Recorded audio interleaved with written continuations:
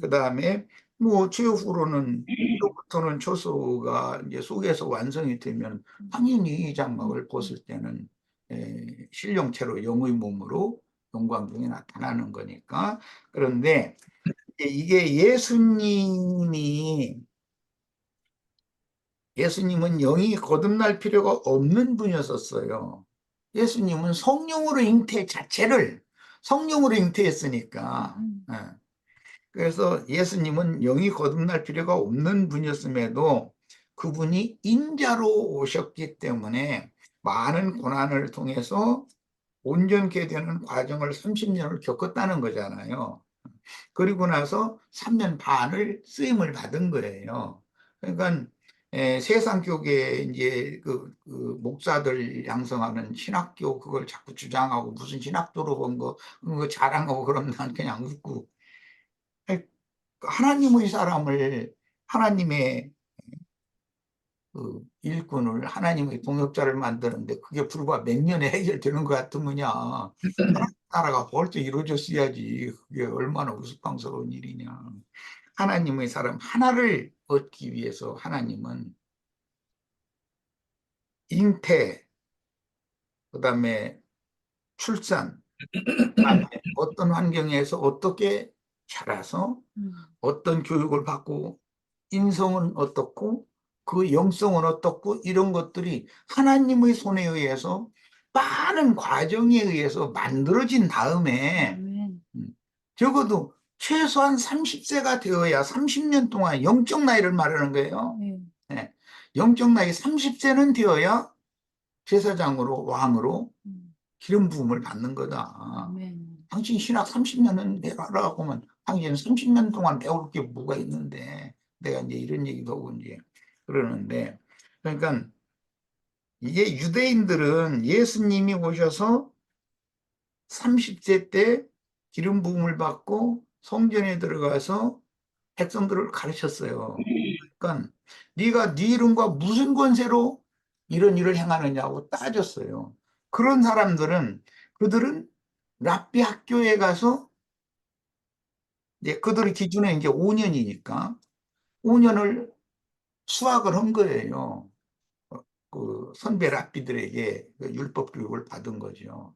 그리고 안수를 받고 나서 5년 동안은 수종자 노릇을 하고 또 5년이 지난 다음에 이제 30세가 채우는 데까지는 10년, 20세 때에 랍비 학교에 들어가서 30세가 되어야 제사장으로 살 수가 있는 것이거든요. 이런 규정을 따랐단 말이에요, 그들은. 그러니까 자신들은 가르칠 권세가 당연히 있다고 생각한 거예요. 그런데 예수님이 오셔서 거기에 대한 답변을 뭐라고 하시느냐면 요한의 침례가 하나님께로부터냐 사람에게로서냐라고 좀 궁뚱맞은 역질문을 하시잖아요. 그런데 그게 예수님이 아무 생각 없이 궁뚱맞은 말을 하는 게 아니잖아요. 요한도 30세 때 6개월 예수님보다 앞서서 회개하라 하고 물침례를 시작을 했어요. 침례를 시작을 했어요. 예수님과 요한은 6개월 차이거든요. 인간적으로 보자면. 맞아요. 그래가지고 다 성경에 30세 이상이 되어야만 제사장 노릇을 할 수 있는 그런 법을 그대로 이루었어요. 이런 것을 생각해 보면 오늘날 세상 교계가 성경에 대해서 너무 크게 오해하고 있는 거예요. 요한은 율법 제도에 의한 제사장이 아니잖아요. 그 아버지 사가랴까지는 율법 제도에 의한 제사장인데 요한은 예루살렘에서 그 아버지의 대를 이어서 혈통에 따라서 율법 제사장으로 하지 않고 유대 광야에서 외치는 자로서의 복음 사역을 했단 말이에요. 그러니까 이 길이 완전히 다른 것이죠. 거기서부터. 그걸 생각하시면 되겠어요. 뭐 니나 자매님 여기서 뭐 추가해서 또 뭐 질문할 거 있어요? 우리들이 지금 목회자가 된다고 하는 것이 그냥 뭐 이렇게 1 더하기 1은 2다 뭐 5에서 7을 빼면은 마이너스 2다. 이런 걸 뭘 산수라고 그러죠.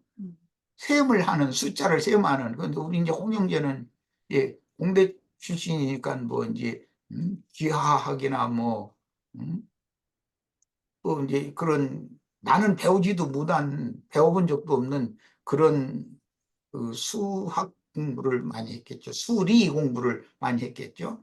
예, 그리고 뭐 성적도 좋았을 거고. 그런데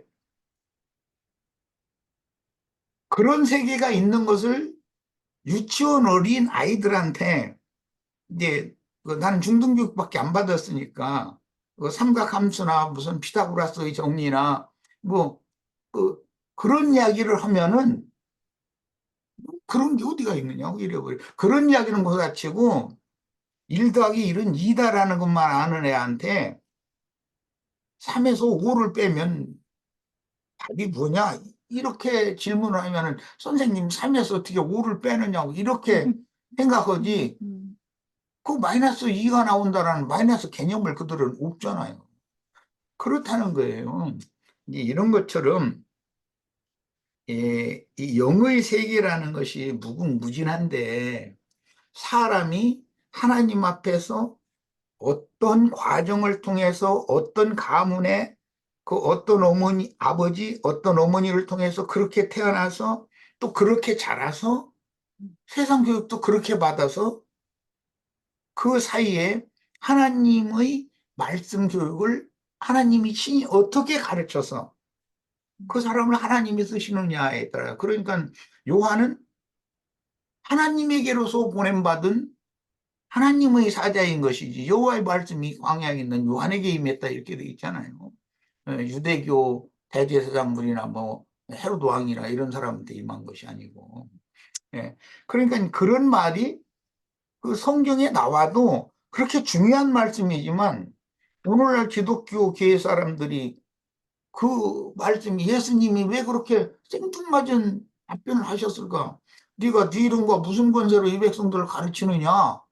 이러고 따지니까 예수님이 나는 하나님이다 이렇게 가르치는 권세를 주셔서 가르치는 거야 이렇게 답변을 하면 아무나 다 그런가 하고서 이제 또 말다툼을 하든지 뭐 예 그랬겠죠. 그런데 예수님은 요한의 세례가 사람에게로서냐 하나님에게로서냐 이렇게 역질문을 하시잖아요.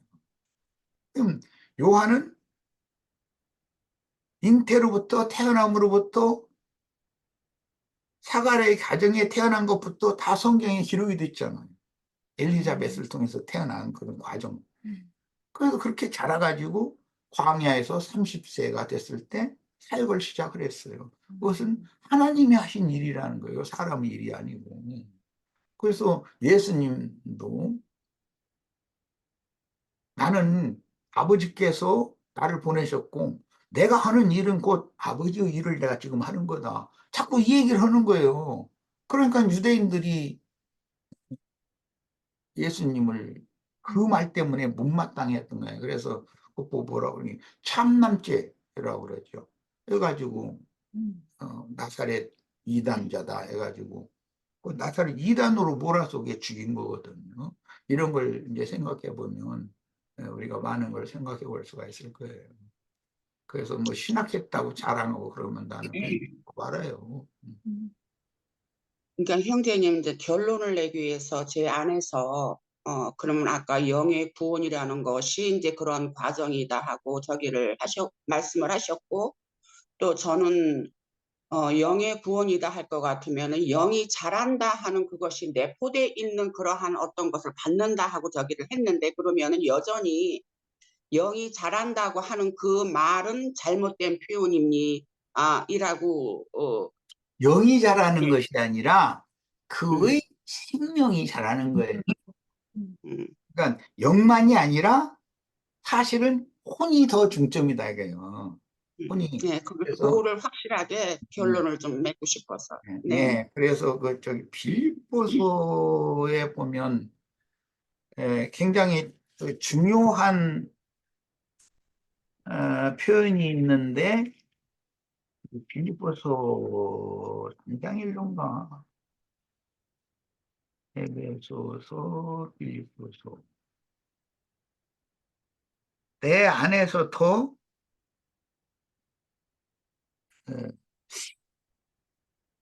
바울 사도가 존귀히 되게 하려 하심이라. 여기 음. 1장 20절. 거기 이 성경을 다 같이 찾아보시다.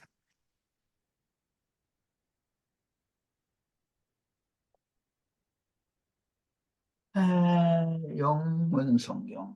뭘 또 봐야 되겠네.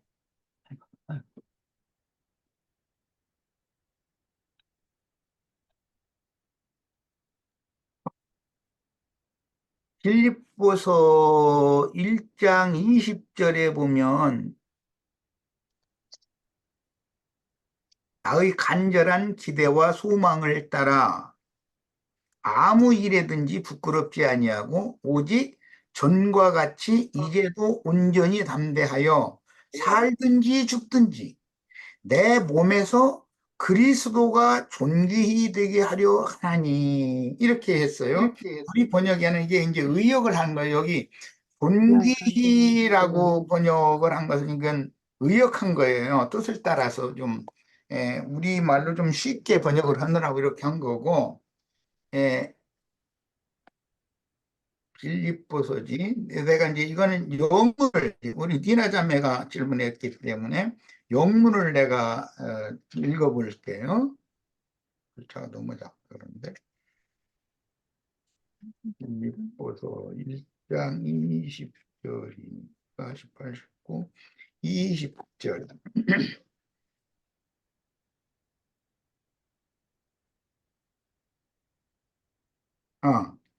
will be magnified. magnified 설명 좀 해주세요. 니나 자매. magnified 하면은 그게 확장되는 거를 네, 얘기하는 그렇죠. 거죠. 확대된다. 그 말이죠. 확장된다. 음. 그리스도가 존귀된다. 내 몸에서 그리스도가 존귀된다. 이 말은 나의 영만이 아니라 나의 마음, 나 자체 전체에 그분이 확대된다. 이 말이에요. 아멘. 그것이 최종 구원이란 말이에요. 말하고자 하는 구원이란 바울 사도는 이걸 그렇게 원했던 거예요. 우리도 다 똑같아요. 내 안에서 확대된다. 음. 내 안에. 그리스도가 나 전체가 그리스도화 된다 그 말이다. 영도 혼도 몸도 이런 것이 구원이에요. 최종적인 구원이라는 건 그래서 영도 혼도 몸도 다 영광에 참여하는 것, 영화롭게 되는 것. 그러니까 이제 이것이 구원의 완성이에요. 그래서 이런 그 성경의 개념을 우리가 이해를 하면은 단순히 거듭난 것만 가지고서 나는 다 이뤘다 또는 나는 온전케 되었다 이런 생각을 가지면 그건 너무 좀 치우친 것이죠. 그리고 바울 사도와 같은 이렇게 내가 살든지 죽든지 내 몸에서 그리스도가 확대되기를 바란다. 더 증가해서 더 확장되기를 바란다. 이런 그 개념. 내 안에 처음에 영 안에 들어오신 분이신데 내 마음을 그분이 하나 되어져서 그분이 마음도 그리스도화 되고 나의 몸까지도 몸까지도 완전히 그리스도가 되는 것. 그것이 구원. 그걸 이제 전인, 나는 쉽게 말해서 이제 이해를 쉽게 하려고 전인 구원을 이루어야 된다. 이렇게 내가 표현을 하는 거예요. 네. 설명이 충분하다고 보네요. 그러니까 이나장 확장된다. 아니면 확실해야죠. 네. 확장된다. 그러니까 그 말씀 자체가 어떠한 범위하고 이런 부피 그런 것이 이렇게 함유가 되는 내용물, 그런 네. 내용물 그런 네. 것이 신성과 이렇게, 인성 전체가 다 영화롭게 되는 것. 음. 주님이 어떠하신 것 같이 성령으로 거듭난 영만이 아니고 그의 마음, 그 사람 자신은 그 마음이니까, 혼이니까 그 마음의 생각, 감정, 의지, 그 인격 자체를 그리스도화하는 것. 그리고 이 육의 장막을 벗을 때는 신령한 몸으로 나타나서 몸까지도 전부 다 그리스도가 되는 것. 그런 것이 구원이라는 표현이에요. 영혼, 몸. 그래서 저는 지금 금방 형제님이 이야기하듯이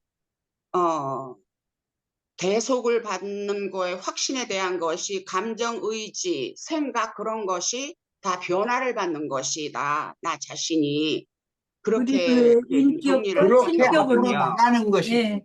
예, 예. 그분의 인격과 영이 신격으로. 거듭남으로부터 시작해서 네. 구원을 그래서 앞으로 점점, 점진적인 문제 때문에 구원을 이룬다라고 표현하는 거예요. 그래서 거듭난 저는 그렇게 사람인데도 정리를 다 해봤었어요. 이루었다? 대속에. 나는 온전케 되었다고 자랑하는 것은 마땅치 않은 걸로. 빌립보서가 또 3장에 가면 그 얘기도 또 하는 거잖아요.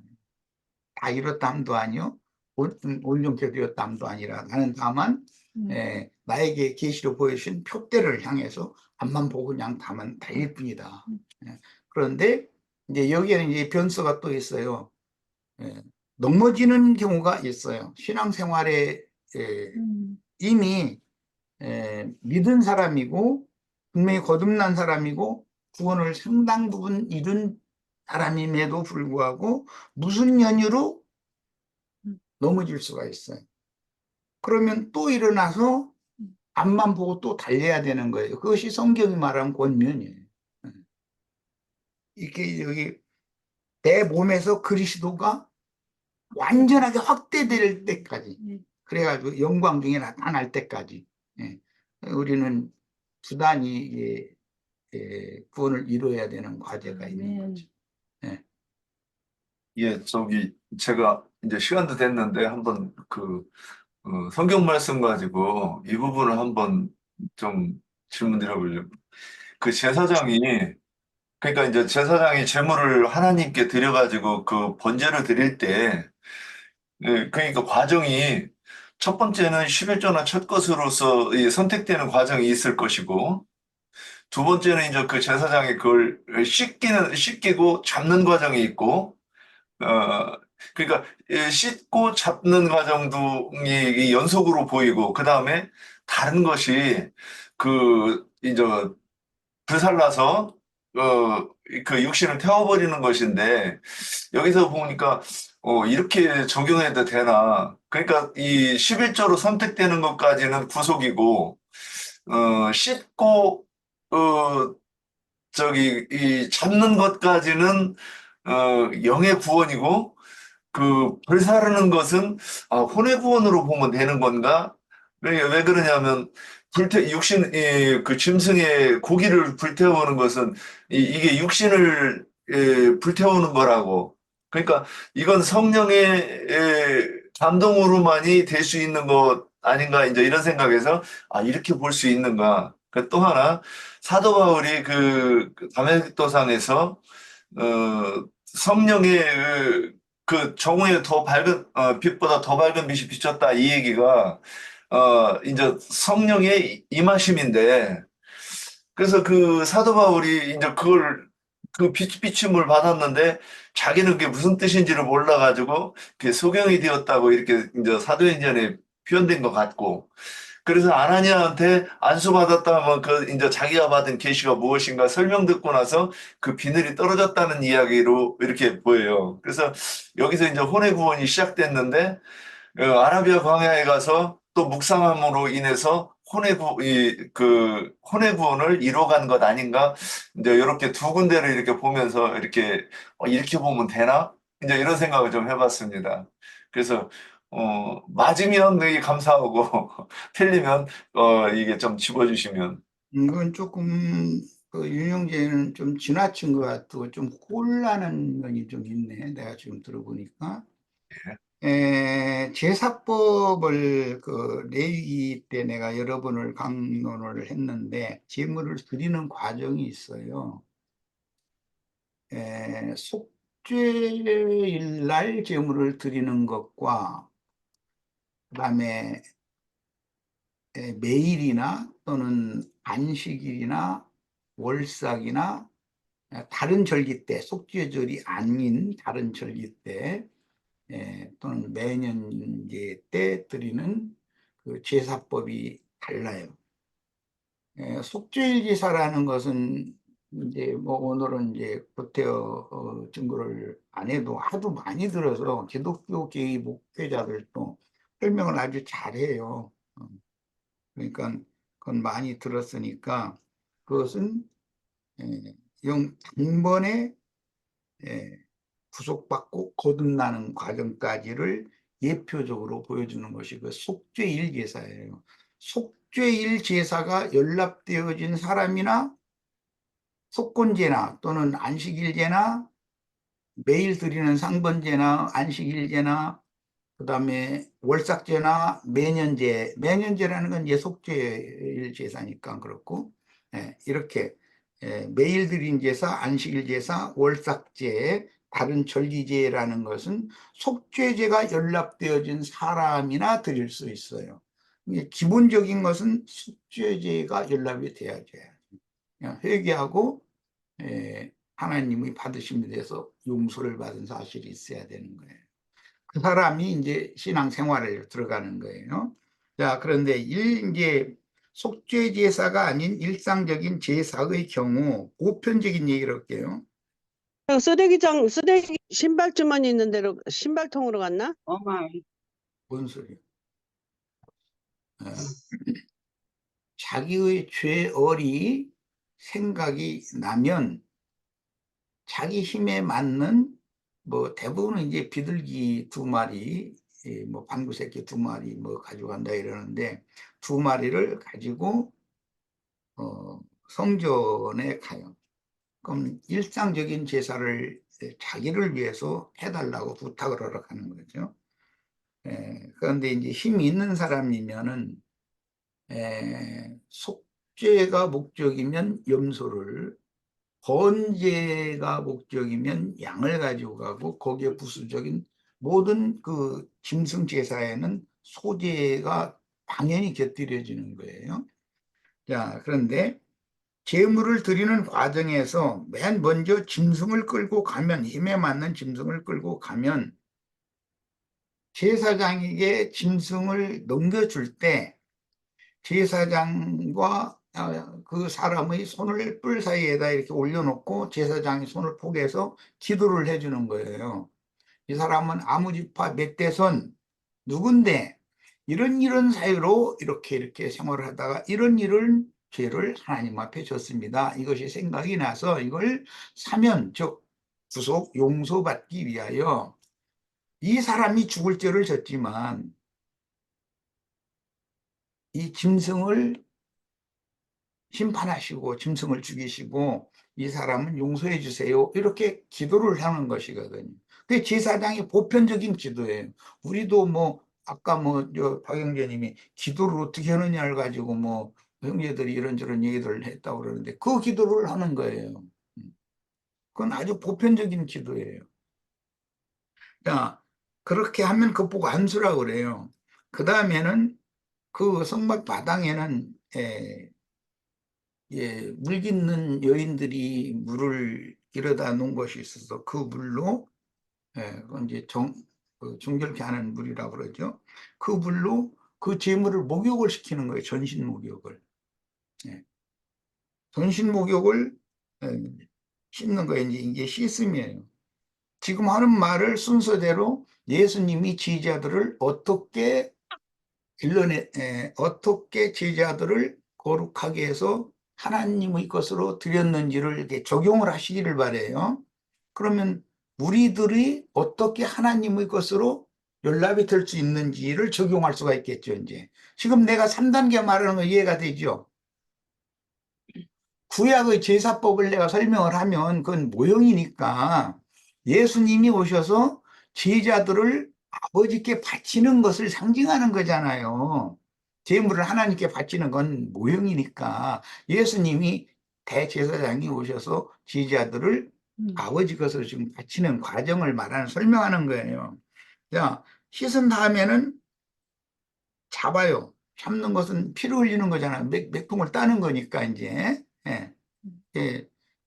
그 잡을 때는 그 앞발과 뒷발은 뒷발대로 앞발을 앞발대로 이렇게 묶는 게 아니라 앞발과 뒷발을 한쪽을 묶어요. 또 한쪽을 앞발과 뒷발을 묶어요. 이렇게 하고서 양쪽에서 이렇게 묶은 것을 이렇게 펴는 거예요. 그게 이제 십자가형 그대로예요, 그것이. 예. 이렇게 펴고 나서는 맥을 따는 거예요. 그러면 이제 피 흘림이 있어요, 잡는다라는 것은. 그러면 양푼에다가 이제 피를 받고, 그 다음에는 잡은 고기를 뭐 이제 내장 기름 뭐 긁어내는 약이 뭐 손질하는 얘기 뭐 창자에 똥 뭐 이렇게 해서 뭐 소금으로 치대가지고 이렇게 깨끗하게 하는 약이 이제 그런 얘기가 쭉 나오죠. 그것은 그 사람의 모든 제자들이 그동안에 자기 나름으로는 열심히 살고 정직하게 살고 뭐 선하게 산다고 살았지만 하나님이 보시기에는 그 제자들의 신앙 양심과 마음이 너무 더럽다는 거잖아요. 들어있는 게 뭐 배설물밖에 없다 이제 이 말이죠. 싹 긁어내고 청소를 하는 거거든요. 깨끗하게 치대야 되는 거거든요. 예. 그리고 우각을 치는 거예요. 그러면 이제 이거 복각 친다고 그러죠. 그렇게까지 해서 레위인들이 거기까지 해가지고 제사장에게 넘겨주는 거예요. 그러면 제사장은 그 짐승의 피와 그 다음에 짐승의 장부와 각이 쳐진 짐승의 살 이것을 인계를 받는 거죠. 그리고 나서 제사장이 첫 번째 하는 것은 제단의 네 모퉁이에다가 짐승의 피를 7번씩 이렇게 뿌리는 것이거든요. 7번을 뿌리는 것이거든요. 그리고 나서는 번제단 불에다가 그 번제단은 이제 그 가운데에 이렇게 그 아래에는 이제 이 화목을 불을 태우는 것이고 가운데 그 석쇠라는 것이 위에 있고 그 가운데 그물이 있어요. 그 석쇠 고리에 이렇게 매달린 그 그물 위에다가 고기를 올려놓는데 그 고기 위에다가 반드시 깨끗게 씻어진 내장을 올려놓는 거예요. 그리고 기념소재물을 한 움큼을 던져서 같이 불태우는 거예요. 이제. 예. 그렇게 불태우면 하나님께서는 짐승은 타고 있는데 내장 기름으로부터서 모든 것이 지금 다 타고 있는 거예요. 기름이 참 그 짐승이 타고 있는데 하나님은 연기를 타고 올라간 냄새를 흠양하신다 이렇게 돼 있어요. 자, 그러면 여기서 우리는 뭘 생각을 해야 되냐? 이제 신약에서는 그 고린도 후서에 나오는 그 표현에 의하면 누구에게서는 생명의 냄새, 그리스도의 냄새가 나고 누구에게서는 사망의 냄새가 나고 이제 그런 얘기가 나왔어요. 그것은 냄새를 풍긴다는 것은 겸손한 영이냐 자기 자랑을 하는 자냐라는 말이에요. 자랑을 하거나 아니면 저항하거나 그것은 하나님이 받으실 수 없는 불쾌한 냄새가 나는 거죠. 그건. 교만한 영, 자기를 이렇게 취급하는 이렇게 제물로서 이렇게 이제 취급하는 그 제사장이나 그 제사장이 섬기는 하나님께 저항하는 거예요. 막 불평하고 아우성을 치고 이제 그런 경우는 하나님이 절대 그를 연락하실 수 없는 것이죠. 그리고 순종해서 끝까지 온전히 불살라지고 하나님이 흠양할 수 있는 냄새를 올리는 사람. 네. 하나님은 결국은 연기와 함께 올라가는 냄새를 이제 받으시는 건데 그것은 회개하고 돌이킨 사람의 영과 혼을 받는다. 이제 이렇게 이해를 하면 되는 것이고 이것은 모두 믿음으로 취하는 이것은 구약은 예표니까 믿음으로 취하는 문제이기 때문에 예수님이 이런 모양으로 죽임을 당하셨고 승천을 하셨는데 그래서 예수님이 육체로는 죽임을 당하셨고 영으로는 살리심을 받았다 그랬고 승천한 거 영광에 들어간 것도 영이잖아요. 그래서 흠양된 것은 하나님이 받으신 것은 예수님의 영과 예수님의 예수님의 그 새 영과 새 마음이라고 하는 그, 그 부활 승천하신 그리스도만이 하나님께 흠양이 되는 것이고, 그 육체는 이 세상에서 십자가라는 것이 그 제단에 대한 상징이었고, 이 세상에 30년 사는 것 자체도 그것이 제단과 같은 역할을 한 거예요. 왜냐하면 애굽을 쇠풀무라고 이렇게 표현을 하기 때문에, 오늘 나 오산 갔다가 우리 이영애 자매 얼굴도 못 보고 왔는데 여기서나 만나네. 쇠풀무 생활이 쉽지 않잖아, 살아보니까. 우리 지체들 그래서 서로가 다 만나면 불쌍히 여기고 그래야 돼요. 다 세상살이라는 사람은 괜찮게 사는 거 걱정 없을 것 같으지 그렇지 않아요. 다 똑같아요. 똑같아. 그런데 차이가 좀 있지. 약간의 차이가 있는데 그것은 그만큼 내가 기질과 아집이 강하다는 뜻일 거예요. 사실은 얼굴이 이쁘장한 사람이 훨씬 기질이 강해요. 뭐 참여님들 조심해야 쓰겠네, 전부 다. 예. 그런 것이 보편적이더라고, 보니까. 뭐 은근히 질기다고 그러죠. 많이 질겨요. 예. 다른 사람보다 유난히 많은 연단을 많이 받는다. 이제 십자가가 이거 본제단에서 오래 태워진다는 경우는 고난이 끝나지 않는다 이제 이 말인데, 어떤 사람은 그냥 금방 딱 재가 돼버리고 휙 그 연기하고 냄새가 휙 올라가 버리고 간단하게 그러면 참 좋은데, 그게 아니고 아무리 뒤적거리고 또 태우느라고 잘 타게 하려고 해도 잘 안 타는 사람이 많아. 그런데 그게 대부분 이부장한 사람들이에요. 내가 보니까 그렇더라고. 이렇게 일을 하시면 되겠고, 하나님도 빨리 태워서 그를 돌이키기 위해서 그 영혼을 받으시기를 바라시지요. 그런데 그게 그렇게 사람의 생각처럼 그게 되는 건 아니에요. 우리가 인생을 살아봐도 이제 그건 뭐 긴 얘기가 더 필요가 없는 이야기고, 이것이 반복되는 거예요. 반복돼요. 이 제사법이라는 거는 한 번, 속죄제사는 1년에 한 번만 딱 드리고 말지만, 일상적인 제사라는 것은 매번 내가 생애를 끝날 때까지 계속되는 것이잖아요. 그러니까 주님께 쓰임받는 종들이라고 그래가지고 그에게는 이런 과정이 없느냐. 더 엄격할 수도 있죠. 근데 어쨌든 잘 안 태워지니까 이걸 뒤집는 것이거든요, 제사장은. 그래서 휘발거리가 있는 거예요. 꼭 찍어가지고서 뒤집어 버리는 거예요. 이쪽 덜 섰다 이거요. 이제 그러면 다 타면 제가 석쇠 아래로 이렇게 떨어져 가지고, 놋구물 아래로 떨어져 가지고 재단에서 그 고기 태운 나무와 섞여 버리거든요. 그래서 그게 거룩한 채인 거예요. 그래서 그 채를 진박 정결한 곳에, 거룩한 곳에 갖다가 보관했다가 속죄절 날 모든 백성들을 위해서 흐르는 물 뜨다가 그 재 섞어서 양잿물, 잿물 만들어 가지고 물 뿌려주는 거예요. 잿물 뿌려주는 거예요.